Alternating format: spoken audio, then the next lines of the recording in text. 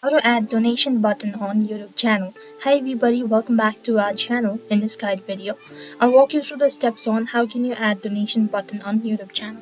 Now there are a couple of different ways to do it so I'll be showing you one of the easiest and the simplest way to do it. Now first thing what you want to do is you want to simply go to your browser and type in studio.youtube.com, and that's going to take you to their official page.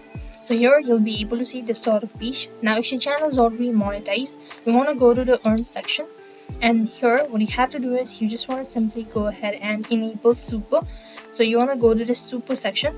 Since my channel isn't monetized, so I cannot go ahead and proceed on, you could just go ahead and click on super thanks or superbs and enable this options. So when you've actually enabled this option, then what happens is that when somebody actually go to your YouTube channel, or when they actually watch your videos, then you could actually find out this thanks option. There you could go ahead and add it out. So that is how it works. I hope the video was helpful. Make sure to like, share and subscribe to our channel.